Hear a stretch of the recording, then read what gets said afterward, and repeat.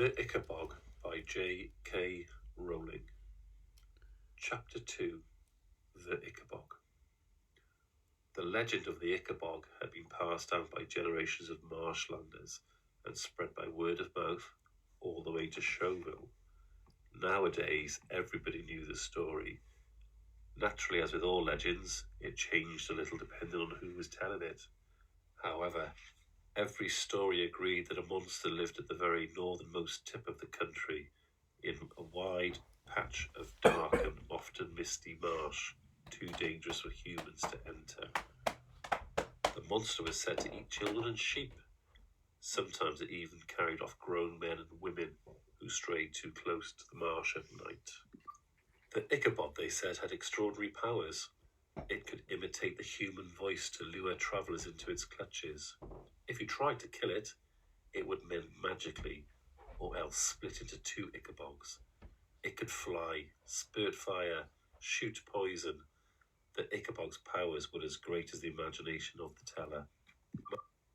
Mind you don't leave the garden while I'm working, parents all over the kingdom would tell their children, or the Ickabog will catch you and eat you all up.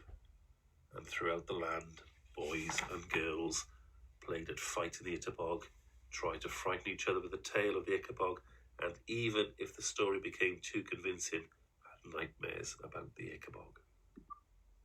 Bert Beamish was one such little boy. When a family called the Dovetails came over for dinner one night, Mr. Dovetail entertained everybody with what he claimed was the latest news of the Ickabog.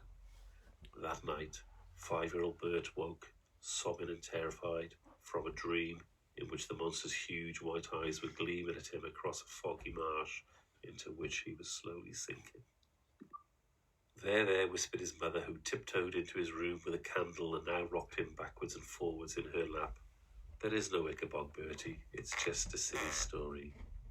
But Mr. Dovetail said sheep have gone missing, hiccuped Bert.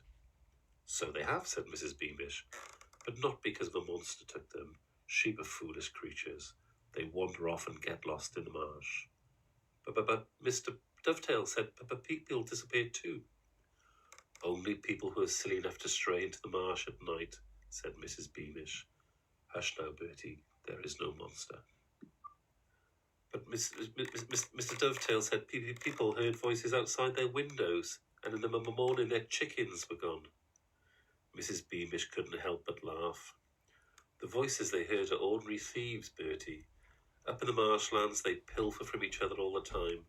It's easier to blame the Ickabog than to admit their neighbours are stealing from them. Stealing? Gasped Bert.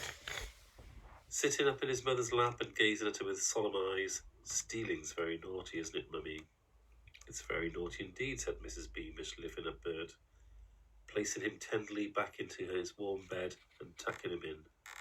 But luckily, we don't live near those lawless marshlanders. She picked up her candle and tiptoed back towards the bedroom door. Night-night, she whispered from the doorway. She'd normally have added, don't let the Ickabog bite, which is what parents across Cornucopia said to their children at bedtime. But instead, she said, sleep tight. Bert fell asleep again and saw no more monsters in his dreams. It so happened that Mr. Dovetail and Mrs. Beamish were great friends. They'd been in the same class at school and had known each other all their lives. When Mr. Dovetail heard that he'd given Bert nightmares, he felt guilty. As he was the best carpenter in all of Showville, he decided to carve the little boy an Ickabog. It had a wide, smiling mouth full of teeth and big, clawed feet, and at once it became Bert's favourite toy.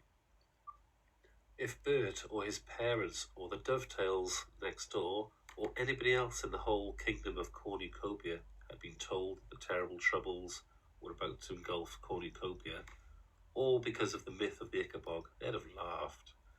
They lived in the happiest kingdom in the world. What harm could the Ickabog do?